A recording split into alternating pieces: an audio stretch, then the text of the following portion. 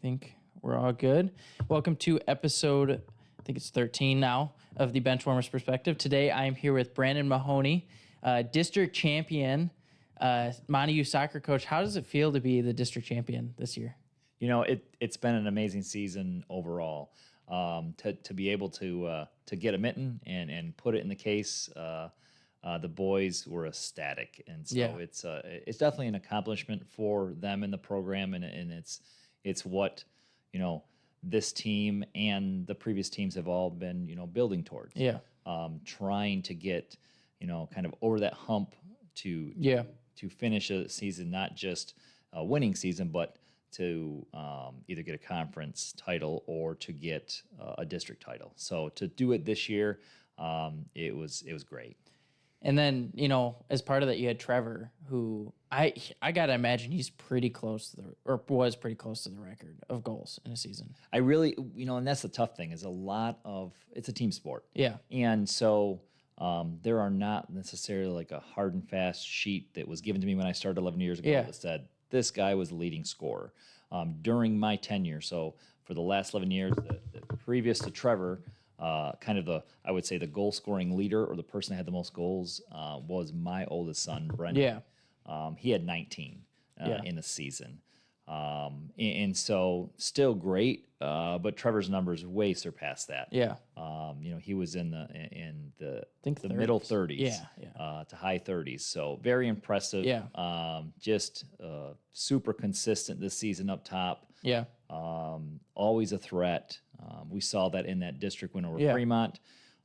Tight match, had chances, and then and took that goal right there. Just the last 7 minutes or so, and put us up. And it was great. So, what about conference? Because I know Arturo had it, I think last year or two. Well, I guess last year would be this past season, but last year, as in 23.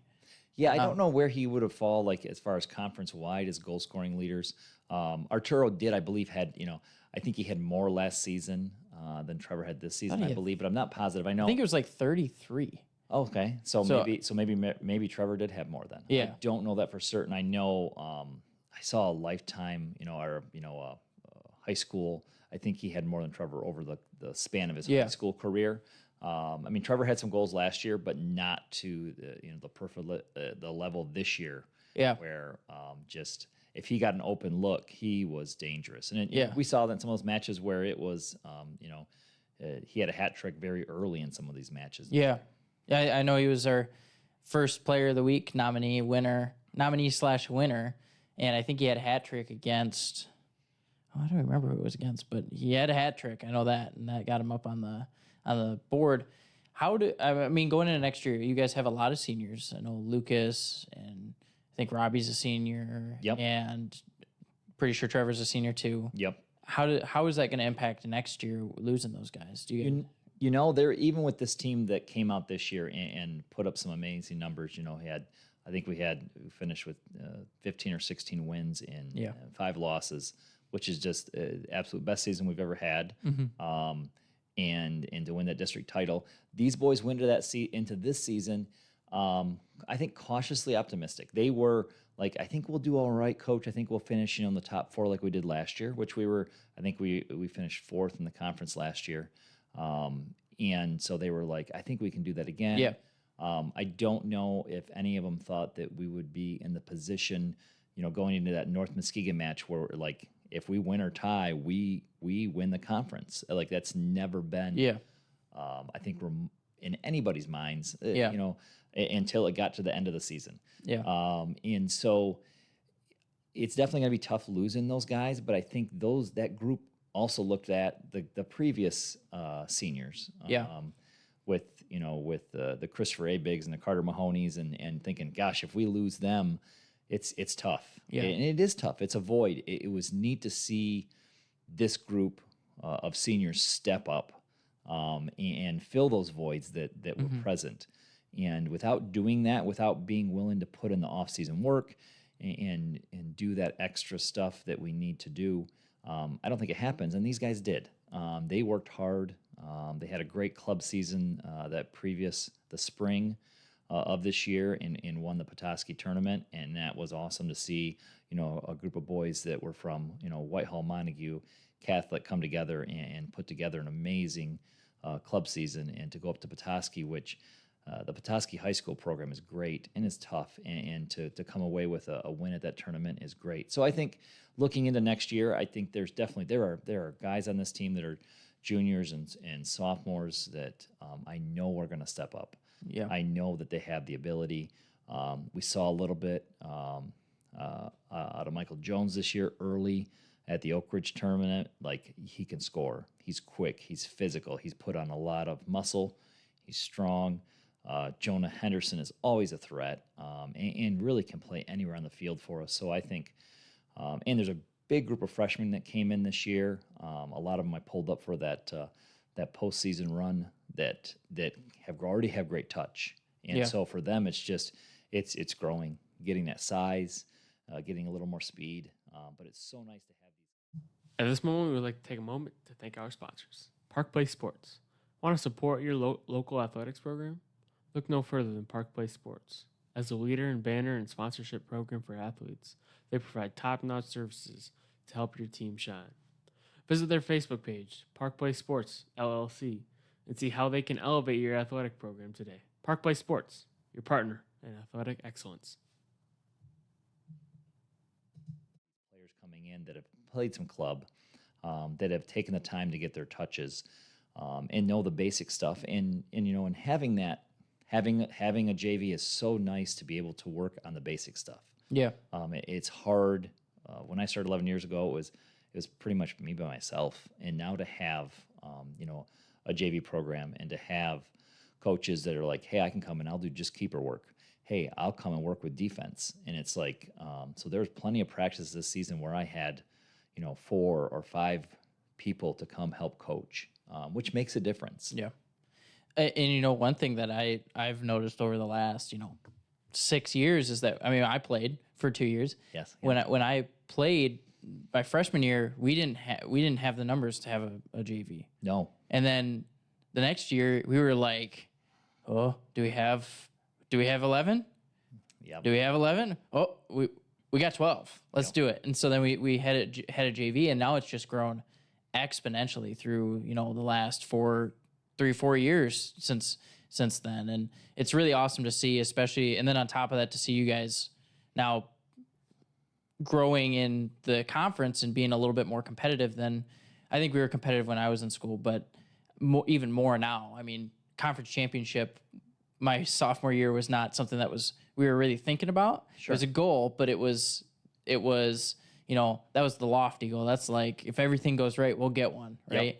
Yep. Now it's like the goal is, and what we should be doing is going after those conference championships. And I've seen a mindset change there too, which is really cool to see just a bunch of guys who want to go out there and grit and grind, right? And I think that would be when I wrote the article about you guys, that was what I used. I said a gritty Montague team, right? And I think that's just the motto of Montague soccer right now. Would you agree? Yeah, I definitely think that they are, especially this season. They were gritty. They were the team that I think, we look at past teams and we'd be like, gosh, we were in it the whole game, and it was a close match, and then we lost by a goal. Yeah. There was definitely a lot of those matches over the past 4 or 5 years where we're like, gosh, if we could just get over that hump and finish strong and be gritty and that's how we were this season. There were matches where we're like, you look back at that district final, like we scored the goal, but we were that whole match. We were tough. We were physical, but we also did great ball control. We had more shots on goal to Fremont in that first half, and we just kept up the pressure. Mm-hmm. We got a great win against Ludington, which Chris up there in Fremont has always got strong teams, always reloads. And to be at one point, I think we were up 3-0 on them. It was just like, it was something that almost was, in a dream. You're like, is this really happening? Are we really dominating this, Division II team that oftentimes is a powerhouse? Like we're not just holding our own, we're beating them. So yeah, it's definitely nice to see. And I think that now for a long time, Montague was that kind of school that you put on your schedule, and you're like, well, we need an easy win. We want a goal. We want to have an easy win for the boys. And now I think teams that we used to play have no interest in playing us anymore. Some of the smaller schools, and that's okay. We should be looking to play the tougher teams and the bigger schools if we want to continue to be strong in the postseason. Yeah, and I want to kind of go back to that Fremont win. You guys had lost to them, I mean, earlier, like a few games before the end of the season. Yes. And not just lose them, you lost 3-0. How did it feel coming back? We lost. It was 3-1. Oh, 3-1. Sorry, my bad. Coming back, beating them 1-0 in arguably a bigger game. Sure. Like, how does that feel? Especially, I know there's a little bit of a rivalry now. I happen to see a lot of comments on our Facebook post about the article. So sure. Yeah. And I think rivalries are great. I think it's great to have a rivalry with a school. It makes teams better. But in the same token, we have to be smart what we comment. Yeah. It was funny. I'll admit it was pretty funny, but just how did that feel coming back and beating a team? I mean, they're a great team. And they were, and great coach, and the guy, he coaches his kids well. After that win, he wasn't mad. He came up to me and he was just like, "Hey, man, that was a great win. You guys deserved it. You guys wanted it." And I think going into that, that's how we wanted to. We're like, if we could have drew up the district bracket, it was drawn up the way we wanted it. We wanted Whitehall and Fremont to battle it out.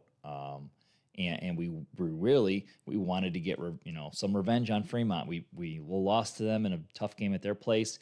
We didn't play well that match. Yeah, that's what I heard.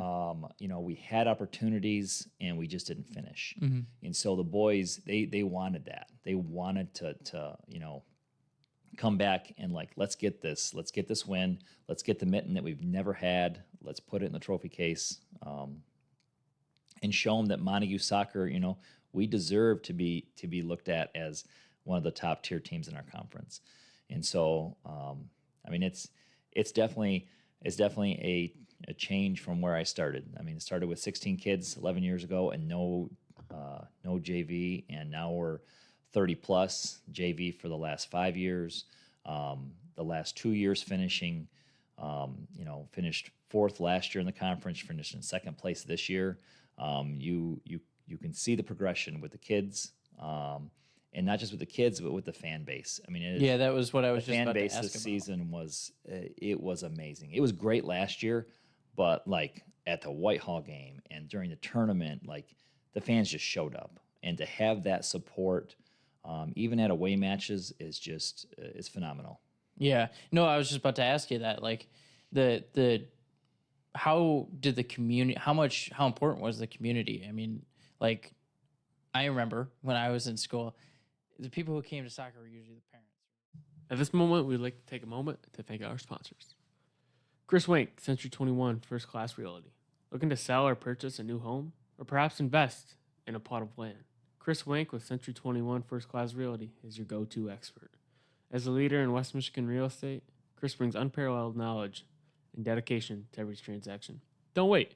Call Chris Wank today at 616-414-5420 and take the first step towards your real estate dreams. Century 21 First Class Realty, your trusted partner in West Michigan property. For buying Whitehall, you might get a good student section, but it was rare. And then the last soccer game I went to for you guys was the I want to say it was the Grant match before the first round, or I think you guys had a bye, and then it would have been the second game for them, if I'm not mistaken. Nope, we played them. You did. We did. Yep, no bye because they had a full bracket this year. Yeah. Yep. Yeah, it was not North Muskegon. Somebody else on a different bracket in D4 had a bye. Yes, and same with Fruitport's bracket as well. Correct. Yeah. So just going out there, I look across the field, and that field only has the one side of bleachers, and I'm like, there's this whole thing's full. It looks like Montague football back in the the 90s when they played out here, right? And I think it not only the fan base is important, it's huge, but having the games pushed back later. So having varsity start at 7 p.m. or having those tournament games start at 7 p.m., it allows people that work 9 to 5 to get home, get changed, come to the game. So it just increases your fan base. But it did that. Those last few home matches, including the tournament, it was electric. It was like the atmosphere at a football game. And I loved it. I loved the crowd. I loved having people there. There were people that didn't have a player on the field, that didn't have a true interest in soccer until this season. And to see them out there was great. Yeah. So, question for you, going into next year, you talked about scheduling up next year a little bit. What are some teams you're looking from this area to possibly schedule? I mean, you got your Fruitport team, which made a huge run this year. You got Reese Puffer, who's always pretty good. Yep. You got Spring Lake. Are you looking at any of those teams to possibly throw on the schedule next year? I know we developed a good relationship with Fruitport, and Danny, their coach, is a great guy. I think they will always be on our schedule now, and I think it's a great team to play. It's a great team to prepare, and I think they definitely helped us prepare for that district match with Fremont. We understood we had to play tougher, we had to play more physical. So yeah, I think going forward, I know we played Fremont in the past, maybe once or twice, maybe the JV has on separate occasions, but not Fremont, I'm sorry. Reese Puffer. I think Reese Puffer would be a great pickup if they have time on their schedule for us. And that's what it really boils down to. We had, I think, 16 matches. We actually had 17, I think, scheduled this year. We ended up not going to Grand Rapids Aviation Academy, and that was we wanted to play them. They were a good team this year. They were ranked high. But what we ran into is that was going to be a 3-game week, and that was going to be a week we played Whitehall, and it was just it was going to be too much. Whitehall, we knew was going to be a huge match. Yeah. We knew it was going to be a battle, and we didn't want to be wore out by the time we got to Whitehall. So scheduling is always a challenge. For the most part, I really prefer how Mr. Mulder schedules for us, and that's heavy on the front end. Yeah, like heavy on the front end. Let's get our tournament play out of the way. It gets us a lot of matches. It shows us what we got to work on, and then we can build from there. Yeah. It was definitely interesting because I felt like we were okay in the Oak Ridge tournament. We did okay. We kind of stumbled that first match at the Kent City tournament and lost in a shootout, which we've lost twice now, I think, or maybe 3 times in a row in a shootout at the Kent City tournament. So we're going to try to avenge that next year. But after that, I felt like we really started to click. We had that early season win at home against Ludington, and then I just felt like we were rolling. We had some good road wins against OV, which they are definitely a much better squad than they were last year. So moving forward, we definitely want to pick up some of those schools, and I look at the West Michigan Conference as definitely becoming more of a soccer conference. I mean, there are definitely teams that that have either gone deep, have made the playoffs to the point where they're playing for a district title. We were just chatting at our conference meeting with the coaches, and I was like, so we finally got a Mitten, and it's so cool. The coaches are like, awesome, hey, great for your program, great for you guys. And I'm like, who's left that doesn't? And we were like, I might be Ravenna. I mean, we started going through the schools, like who had, Hearts had a district tournament win in their past. North Muskegon's had multiple, OV's had multiple. And so we were kind of running through it, we're like, oh my gosh, maybe it is just Ravenna. But it is neat to see the conference as a whole kind of becoming more level. Yeah. There was definitely many years where there was, Whitehall and North Muskegon were definitely the top tier teams. And then everybody else kind of fought it out in the middle. Yeah. And now I feel like, gosh, there's, we all are kind of pretty level. And it's great to see. I mean, I think some teams have definitely brought their game up, with off-season conditioning, with other things to improve play. So Yeah. It's been good to see. And I think the realignment helps a little bit with that too. I think adding schools like Ludington and Fremont and, those teams have really, OV we always scheduled. Yep. And even them, like adding those schools that were in the past, they're actually not primarily football schools. They're actually more in the fall soccer schools. Like Fremont is one of those. Yep. No, though there was a 70-64 game in football earlier this year and set a state record, I think, or something close to a state record and most points scored in a game. Yep. But I think that adding those teams have not only helped all the other teams grow a little bit because they're solid squads, they're going to be good. Yep. But it's also helped them play a little bit more competition from around our area where they're going to probably be playing in their district and help bring that a little bit more uniform. Yeah. I definitely, as far as adding those teams to the West Michigan Conference for soccer as a whole, I felt like it was just a natural progression. Like you mentioned, like we always kind of played OV. Yeah. We had scheduled, Ludington several times in the past. And so adding some of those schools is just like, oh, I know these guys. I know the coach.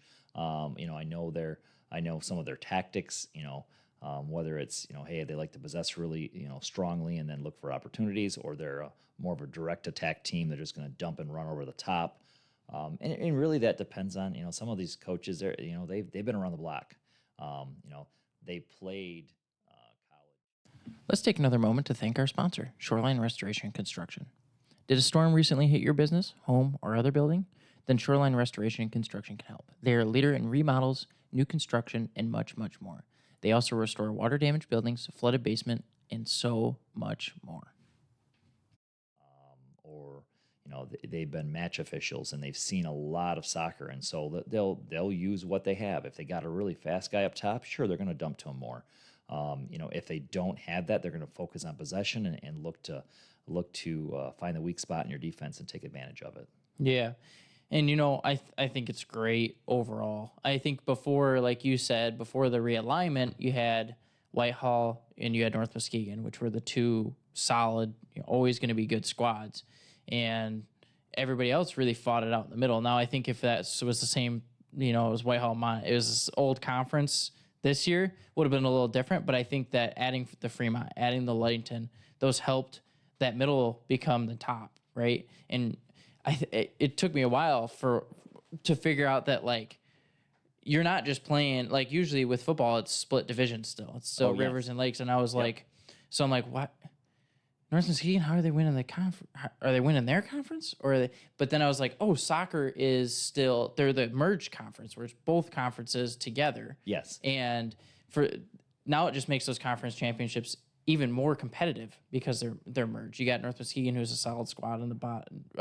Rivers, Shelby is notoriously, though this year they didn't do as well, they're notoriously a good squad. Hart is another one of those teams from that Rivers division that's, they're going to put up a fight, and I think that's going to help the West Michigan Conference athletics in general grow through the next few years.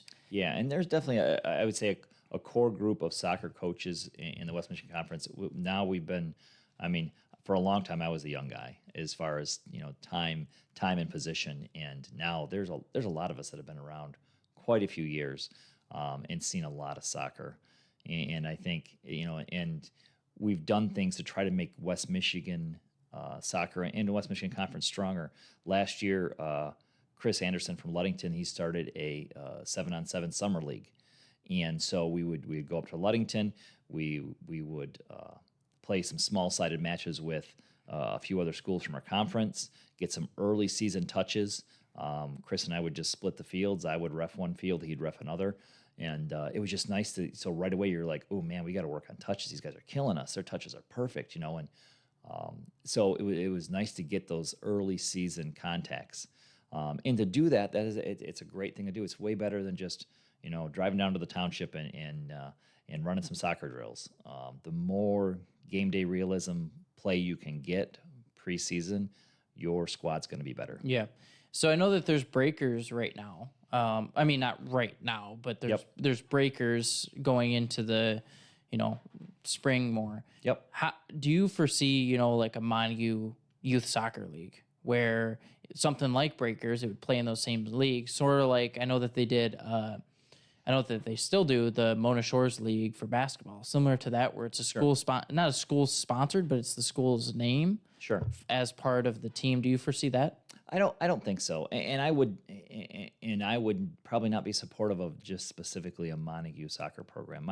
My kids, I grew up in White Lake Youth Sports, and I think it has helped build those relationships with the surrounding schools, especially with Whitehall. Like when we played Fremont in that district final, the majority of Whitehall's squad was there to support us. Yeah. Their friends, their teammates on the Breakers.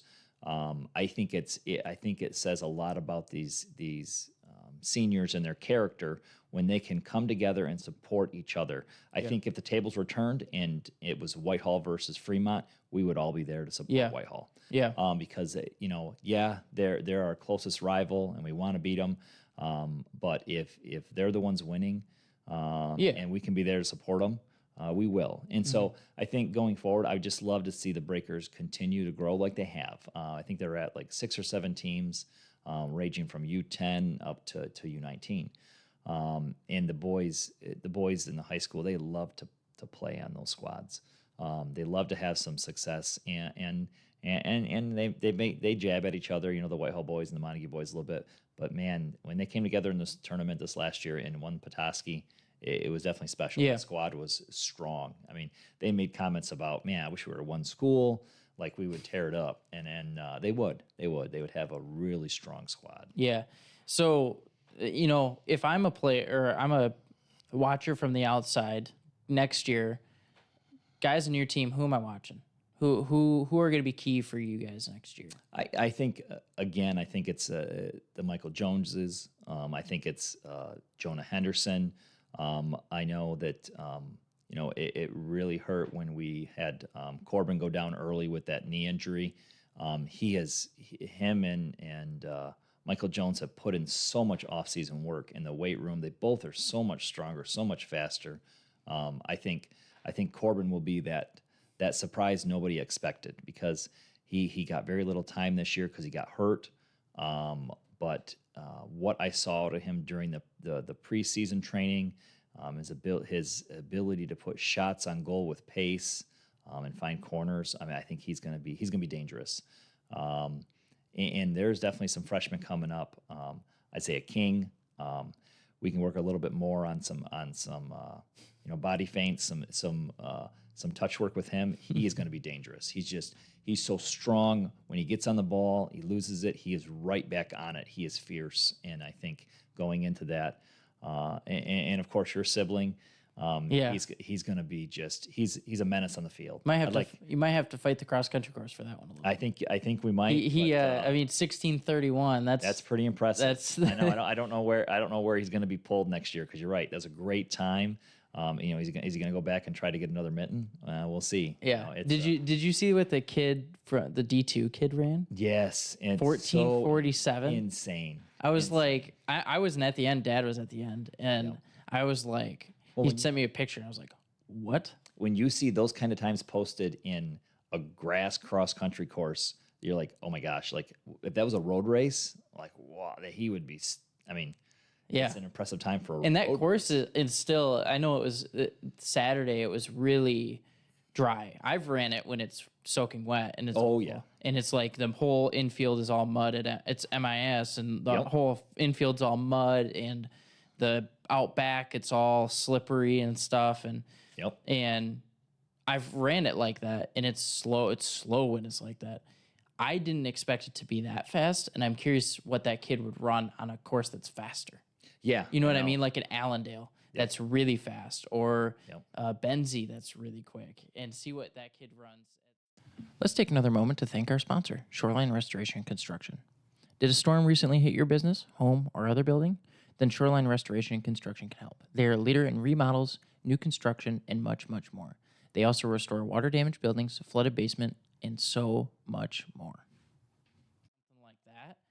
At that point in the season for a meet like that. Yeah. I caught some of those times, from you guys, from Catchmark, and I was, I can't think of the young lady that posted like a 16:30, and I was like, I saw her come across the line. The just amazing wheels. I think it was D2 girl. Yeah. And I was like, man, you're like, I'm 2 minutes slower than that at my best. I know, me too. I ran 1830s when I was in high school. Yeah, that's where I was at too. And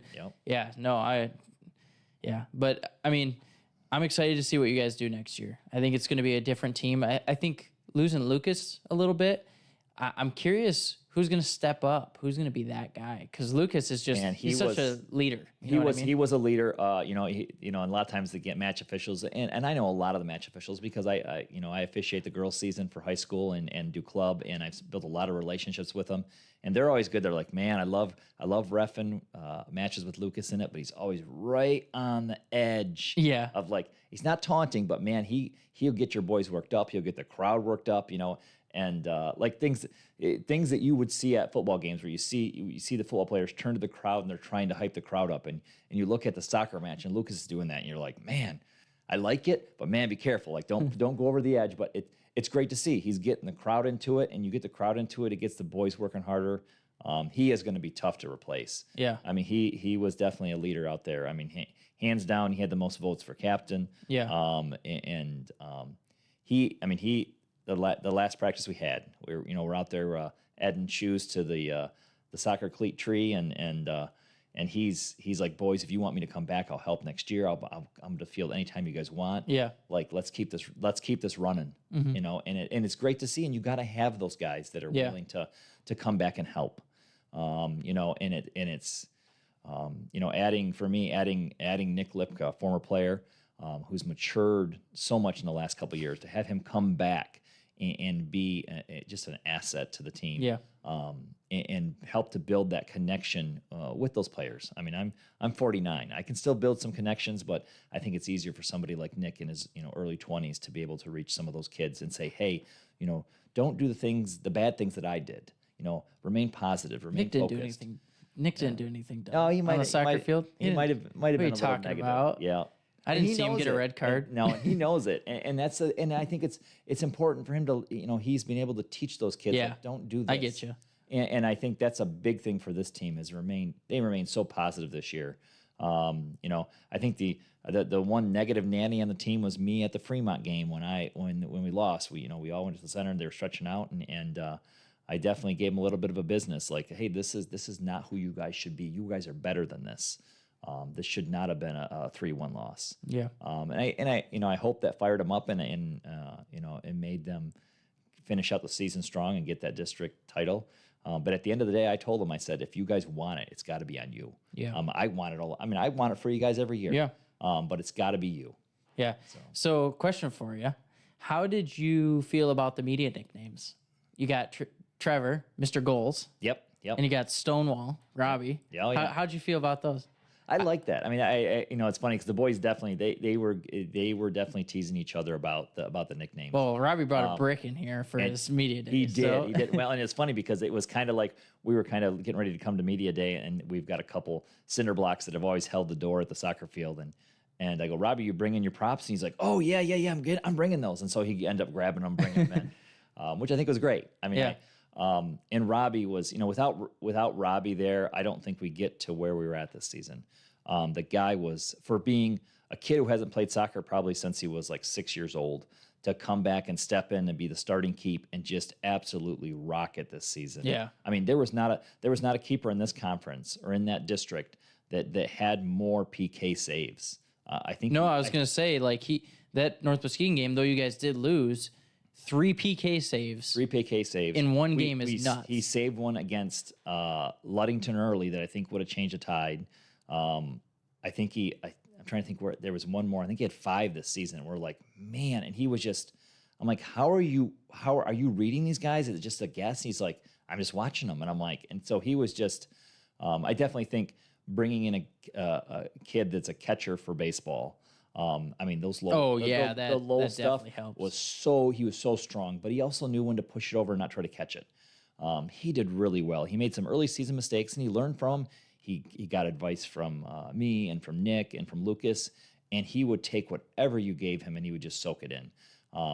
It was just neat to hear, like, the boys talking. They're like, hey, I think we got another baseball player that wants to play keep. I'm like, all right, let's bring him in. Yeah. Hope they're catcher. Yeah, I don't know. We'll see. I mean, rumor has it it's it's a Harriman's boy. So Oh man. and he's big basketball Yeah, player. I know him. I know him well. Yeah, he's got a great wingspan. He's been packing He'd on the muscle. be a if he, I don't know how much he's played. Yeah. So the understanding of the game might not be there at first. Sure. But once he learns that, he could be. Yeah, and there's big definitely asset. little things like Robbie. We talked about it, and we're like, hey, like if somebody heads it back to you, you can catch it as a keeper. Oh, that's not a pass back. No, you pick that sucker up. Yeah. And it's got to be intentional. So like if it's a deflection, pick it up. And so there's.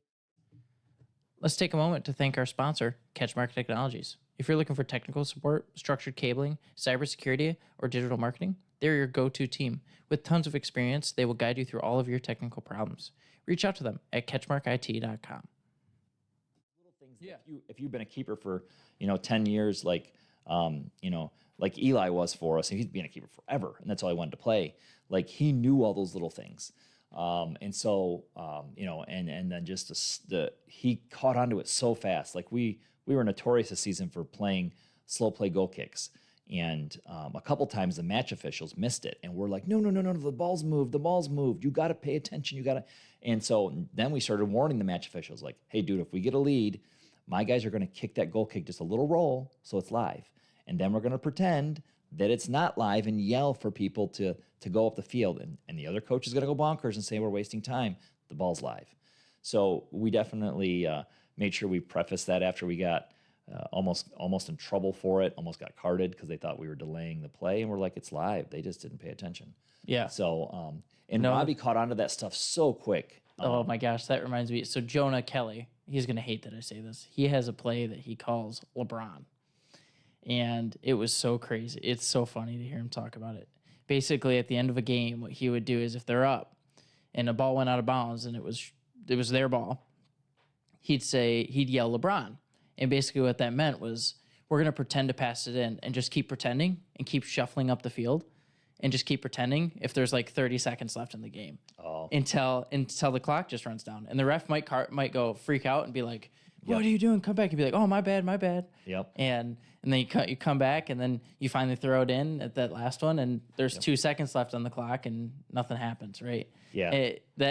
He told me one time they've almost gotten carded a few times doing that. Oh, I'm sure, and that's the thing, like I think in football you look at it and there's so many ways, they talk about, they went to the victory formation. Well, there's no victory formation in soccer. We don't get to we just don't get to down the ball.